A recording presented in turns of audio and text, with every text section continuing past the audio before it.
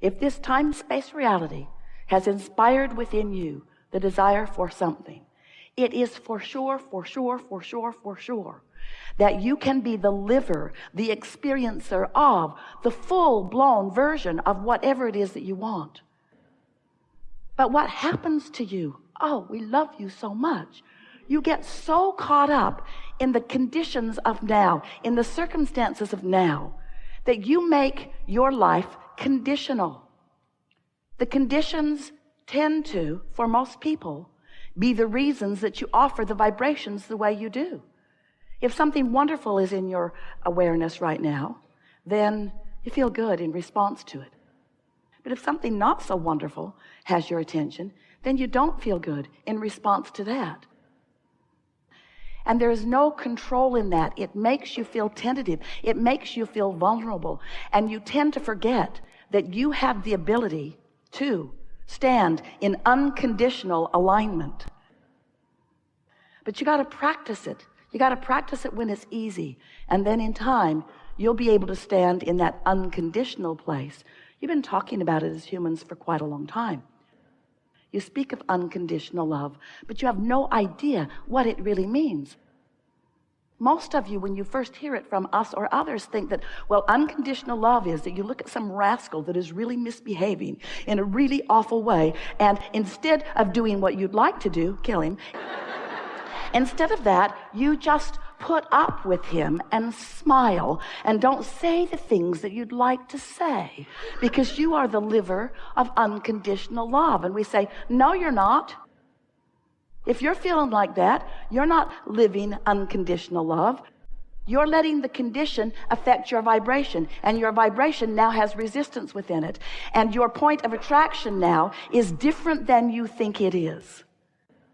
You have to get your eye on the abundance called clarity, and on the abundance called vitality, and on the abundance called energy.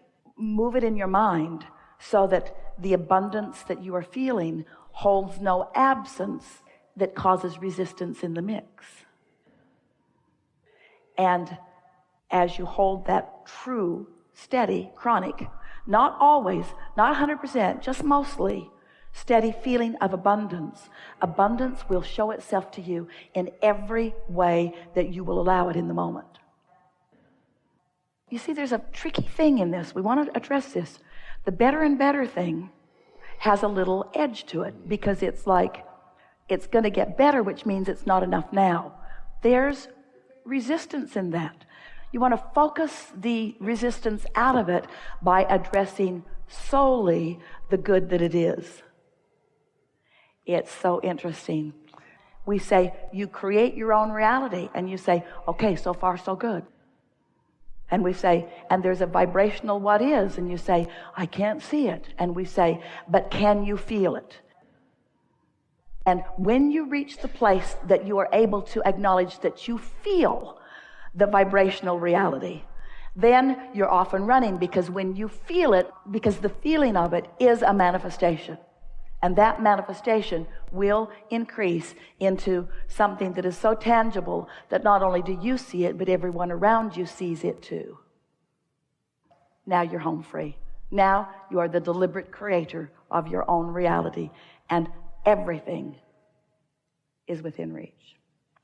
There is nothing that you cannot be or do or have. Do you believe that what you want is in the process of becoming?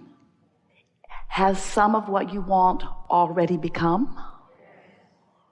Then you're in a good place, aren't you? If there is something that you want that hasn't yet come about, do you believe that you are more focused upon the absence of it or the coming of it? The absence? Well, you can tell by the way you feel. If you're more focused upon the absence of it, you feel uncomfortable sometimes when you think about it. You're yearning for it. You're lonely for it. You're hungry for it. You are maybe hopeful, but feel the difference between knowing something's coming and yearning for it? Can you feel the emotional difference in that? That's the thing that we really want you to get a handle on today. Because you are a vibrational being. Do you know that? Most don't. You're so good at interpreting vibration, you don't even know you're doing it. You are a vibrational being, and you are continually emitting a signal. And it's a signal that you've practiced into being. It's a signal that you've thought into being. It's thought, it's energy, it's ideas, it's beliefs. Beliefs are just thoughts that you've practiced into strong momentum. So when we talk to you about being vibrational beings, we want to dovetail into that understanding that, yes, you are always emitting a signal. Is it a clear signal, or is it a mixed signal? Is it a pure signal, or does it have some resistance in it? Is there static in it? And you can tell, once you get the hang of this a little bit, how much resistance is in the signal that you are emitting, because you're always emitting one. If you're awake, you're going. So you're always emitting a signal, but is the signal in complete alignment with who you really are, with what you really want? Or have you got some resistance? And so we want to do a sales job here in first convincing you that you are vibrational first and foremost. You are source energy in physical bodies. There can be, we like it this way, and from our point of view it is this way. There is no distinction between the source energy you and the you that is here in this physical body. You are a continuous stream of consciousness. But sometimes in your human expression of life, you focus upon unwanted things. And in your focusing upon unwanted things, you practice vibrations that introduce enough resistance into your vibration that you cannot then read the full transmission that is coming from source energy.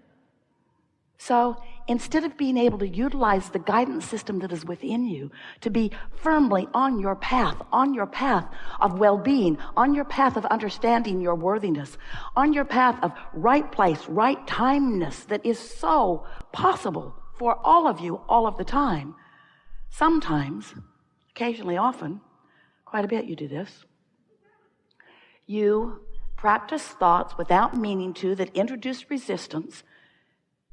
Law of attraction responds to the vibration that you're offering. The response of law of attraction causes more momentum. That's really what momentum is. Law of attraction's response to your vibration. And then things go further than the manifestation of emotion.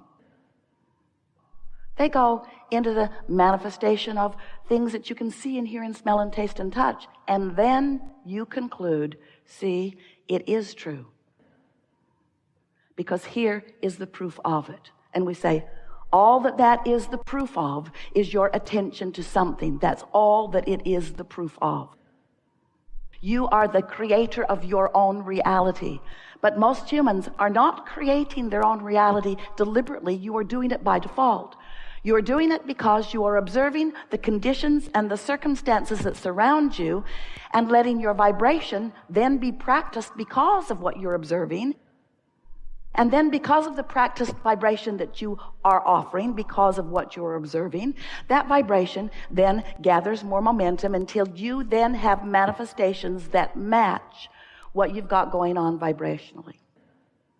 So we love talking to you, beautiful human creatures, about your vibrational nature, because if you will accept the vibrational nature of your being, then you will begin living as you've intended, as you came into this see it, hear it, smell it, taste it, touch it, leading edge, time, space, reality. There is nothing in all of the universe, in all that is more exhilarating to be here, now, in this leading edge moment, where there is a convergence of all that you are and this life that you are living. And when you have tuned yourself to the frequency of who you really are, so that you're feeling the guidance that is coming forth from within, you begin to feel the rightness of your path.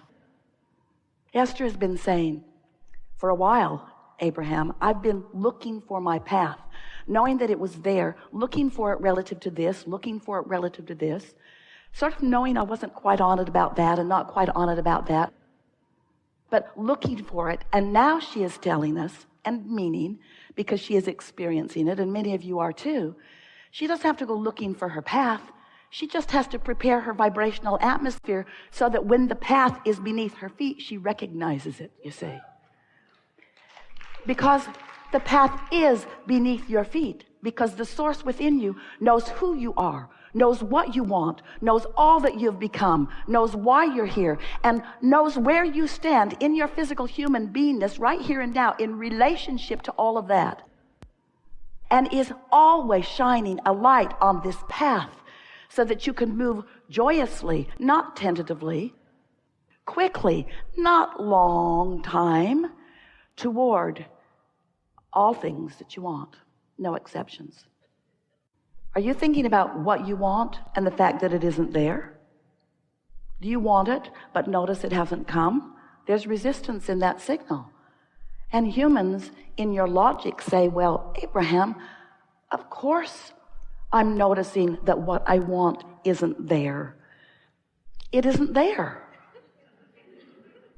You want me to pretend that something that isn't there is there? And we say, pretty much. Well, that just puts me over in the category of the crazy people, you say. The delusional.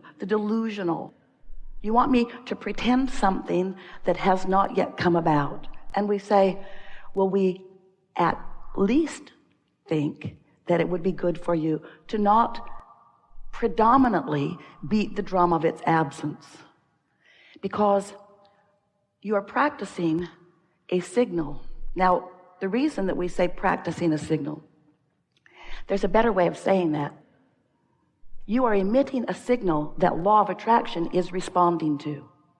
Law of attraction is the powerful law, the powerful universal law that manages vibration. So whatever thought you've got going on, law of attraction is bringing other thoughts like it.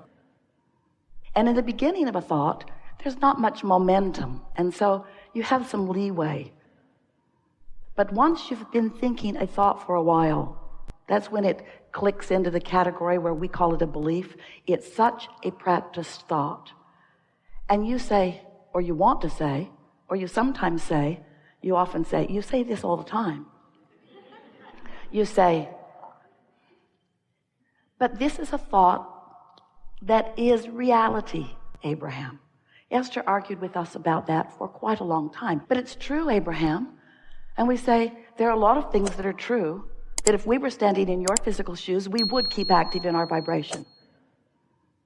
But there are a lot of things that are true that you don't want to keep active in your vibration because you don't want them to manifest more fully than they are already with the emotion that you're feeling. And you don't want the feeling that you're feeling. You don't have to put up with this split energy, with this less than feeling good. Wouldn't you always choose clarity over confusion every time if you knew that you could? Well, you can, but you don't. But you can, but you don't. But you could, but you don't, but you might. In other words, it's just a matter of practicing, but you have to work with the law of attraction. You cannot buck its current, and you cannot give lip service to it either. You can't say something that you don't believe and get any advantage for yourself, because the universe does not hear what you're saying. The universe hears what you mean, because the universe is not listening to your words. The universe is responding to your vibration. Law of attraction is not responding to your words unless your words match your vibration. Law of attraction is responding to your vibration. There is great love here for you, and as always we remain in your vortex.